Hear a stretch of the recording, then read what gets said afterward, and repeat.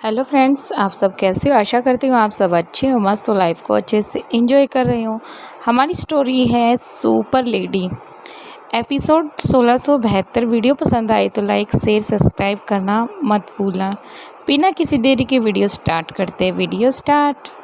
रोहिणी काफ़ी नौटंकी कर रही थी और उसकी आंखों में आंसू देखकर कहीं ना कहीं प्रीति का जो सॉफ्ट कॉर्नर दिल था वो पिघल गया। और वो रोहिणी को खड़े करती है और उनसे माफ़ी मांगती है कि मैं किसी को परेशान करने का मेरा कोई इरादा नहीं था, लेकिन मैं ओमकार के पेरेंट्स को एंगेजमेंट करके हर्ट नहीं करना चाहती थी, इसलिए मैंने मना कर दिया। तभी ओमकार की माँ कहती है, बेटा गलती तो बड़ों से ही होती है, लेकिन हमारा ऐसा कोई मकसद नहीं था कि तुम एंगेजमेंट के लिए ना कर दो। हमारे बेटे की खुशी में ही हमारी खुशी है, क्योंकि वो हमारी इकलौती औलाद है और तुम हमारी इकलौती बहू हो। इतना कहकर प्रीति उसको उठा लेती है और अपने गले लगा लेती है। तभी प्रीति आगे कहती है, जैसा माँ आप कह रही हो मैं वैसा ही करूँगी। इतना कहकर ओमकार की माँ उसे ज़ोर से हक करने लग जाती है। कहीं न कहीं वो गुस्से के कारण भी कर रही थी, लेकिन प्रीति ये समझ रही थी कि शायद वो काफ़ी परेशान है, इसलिए वो इतनी ज़ोर से हक कर रही है। कुछ टाइम बाद वो उसको छोड़ देती है और दूसरी तरफ ओमकार ये सब छिपके देख रहा था। वो समझ गया था कि ये कहीं न कहीं अनिका दीदी का ही कोई काम है, कि जो ये मेरे पेरेंट्स प्रीति से सॉरी फ़ील करने के लिए आए हुए हैं। इसलिए ओमकार वहाँ से अंदर की तरफ बढ़ जाता है और प्रीति और ओमकार के पेरेंट्स वहीं रह जाते हैं। दूसरी तरफ अंदर अनीका जल्दी से ऊपर से नीचे आती है, क्योंकि अनीका ऊपर खड़ी होकर बालकनी में से सब कुछ देख रही थी जो अभी बाहर चल रहा था। उसे सुनाई भले ही नहीं पड़ रहा था, लेकिन वो उनकी लिपसिंग को भी समझ सकती थी। इसलिए अनीका नीचे आ जाती है और रोहित को सारा मंजर जो अभी अभी उसने किया था, जो बाहर चला था, वो सब रोहित को कह सुनाती है जल्दी से। तभी रोहित कहता है कि क्या बच्चों का एग्ज़ाम्स हो गया? अनिका कहती है, मैं उस बारे में तो बिल्कुल भूल ही गई। बच्चों के बिना बिल्कुल अधूरा अधूरा है।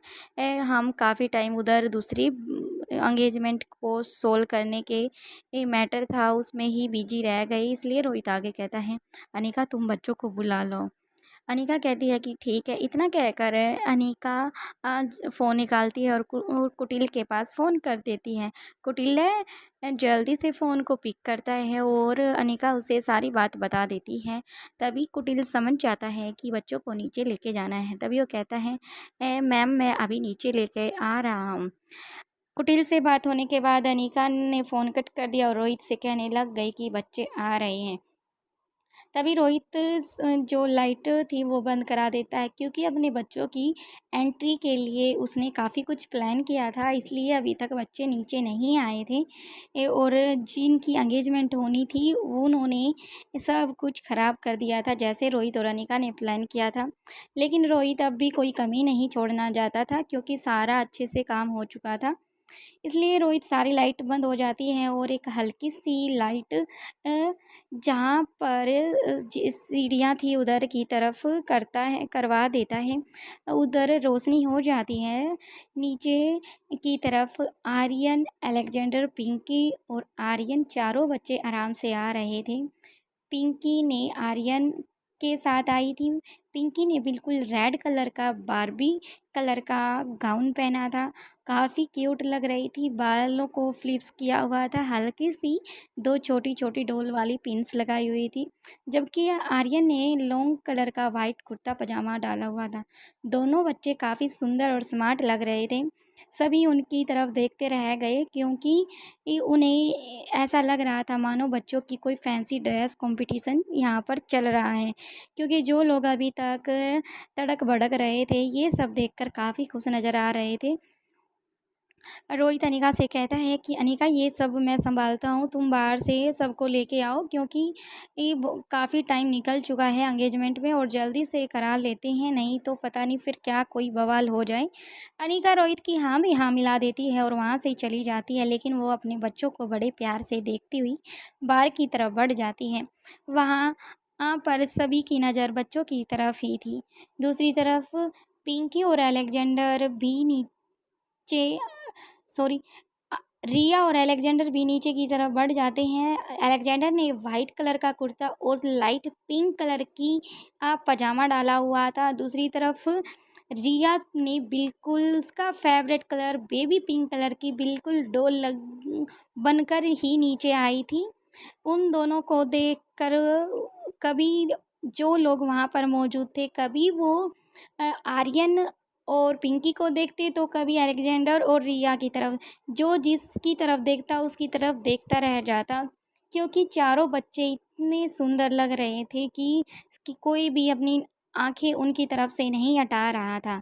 तो कुछ औरतें आपस में बड़बड़ाने कुछ फुसाने लग जाती हैं। दो औरतें आपस में कह रही थी, देखो बच्चे कितने सुंदर लग रहे हैं, मानो अपने मोम डैड से इनको सुंदरता विरासत में मिली है, अपनी मोम से भी और डैड से भी, इसलिए ये इतने सुंदर हैं। तभी दूसरी औरत कहती है, हाँ तुम बिल्कुल सही कह रही हो, ये सब रोहित अनिका की सुंदरता के कारण ही इतने सुंदर बच्चे हैं इनके। इनके बच्चे अनिका रोहित के अपने आप ही सुंदर होने थे। तभी दूसरी औरत तीसरी औरत से कहती है कि पिंकी तो और भी सुंदर लग रही है, बिल्कुल पतली सी, और उस पर ये रेड कलर का गाउन उस पर और भी ज़्यादा सुंदर लग रहा है।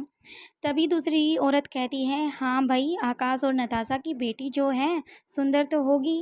इसकी मम्मा भी कितनी सुंदर थी नताशा, पता नहीं क्यों गुलेरिया हाउस वालों ने उसे बाहर निकाल दिया। शायद श्रेया के कहने पर ये सब हुआ है। उन औरतों की बात कहीं ना कहीं अब श्रेया तक पहुंच गई, क्योंकि औरतें आपस में एक दूसरे के कानों में फुसफुसा रही थी और ये सब श्रेया भी सुन रही थी। तभी श्रेया आगे कुछ कहना चाहती थी, लेकिन तभी अनिका भी वहाँ पर वापस आ जाती हैं, क्योंकि जाते वक्त अनिका ने ये बातें नोटिस कर ली थी और वो समझ गई थी कहीं ना कहीं ये श्रेया को हर्ट करेंगी, क्योंकि पिंकी श्रेया और आकाश की बेटी है, ना कि नताशा की। लेकिन दुनिया वालों के सामने ये नताशा की ही बेटी है। जब श्रेया ने इसकी कस्टडी ली तो सबने यही कहा था कि ये श्रेया उसकी सौतेली माँ है और नताशा उसकी अपनी माँ थी। इसलिए ये औरतें कह रही थी, जब श्रेया को काफ़ी गुस्सा आ रहा था तो वो कंट्रोल नहीं कर पा रही थी और कुछ कदम आगे की तरफ बढ़ी। तभी अनिका उसके पास आ जाती है और पीछे से उसका हाथ पकड़ लेती है। तभी अनिका उसे अपने पास खींच लेती है और कहती है, अभी कोई ऐसा बवाल मत करो, हमें पता है, तुम्हें पता है और हमारी पूरी फैमिली को पता है कि पिंकी तुम्हारी बेटी है। अगर वो ये बोल रही हैं कि इसको सुंदरता इसकी माँ से मिली है, लेकिन माँ तो तुम ही हो। भले ही वो नताशा का नाम ले रही है, लेकिन उन्हें अभी तक ये नहीं पता कि पिंकी की बायोलॉजिक माँ श्रेया है। तो इसलिए मैं यही कहूँगी कि तुम्हारी ही बेटी है, तुम्हारी ही सुंदरता के बारे में कहा जा रहा है और तुम्हारी ही बेटी की तारीफ़ हो रही है। इसलिए प्लीज़ इनको इग्नोर करके इस टाइम को एंजॉय करो। इतना अनिका की बात कहकर श्रेया कब काफ़ी शांत हो गई और आराम से खड़ी होकर बच्चों को देख रही थी। बच्चे एक एक करके उन्होंने म्यूज़िक ऑन कराया और म्यूज़िक की बीट पर दोन चारों के चारों बच्चे स्टेप बाय स्टेप डांस करने लगे। लास्ट टाइम उनका एक ग्रुप डांस था और उसके बाद काफ़ी उन्होंने सोलो डांस किया, काफ़ी अच्छे अच्छे उन्होंने डांस किया। और पिंकी के डांस का तो मत पूछो, क्योंकि पिंकी के डांस की खुद श्रेया भी दीवानी थी। श्रेया भले ही डांस टीचर थी, लेकिन वो कहीं ना कहीं उसे वो चीज़ विरासत में मिली थी, लेकिन उसके अंदर पिंकी के अंदर खुद का भी हुनर था, इसलिए वो मल्टी डांसर हुई। और पिंकी का डांस देखकर सभी ये सब भूल गए कि वो यहाँ पर आए क्यों हैं।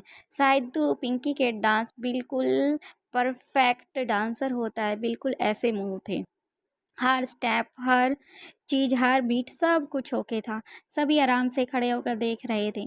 तभी आर्यन का नंबर आता है, लेकिन आर्यन को डांस करना बिल्कुल भी पसंद नहीं था, लेकिन उन्होंने उसे ज़बरदस्ती प्रैक्टिस कराई थी गुलेरिया हाउस में और ये सब काम पिंकी ने ही किया था। और उन लेकिन काफ़ी अच्छा डांस तो नहीं कर पा रहा था, लेकिन वो उनके साथ बिल्कुल मैच करने की पूरी कोशिश कर रहा था। बच्चों का ऐसा कॉम्बिनेशन डांस देखकर सभी खुश थे और सभी ने ज़ोरदार क्लैपिंग की। थैंक यू फ्रेंड्स, वीडियो पसंद आए तो please like share subscribe comment करना ज़रूर। Thank you.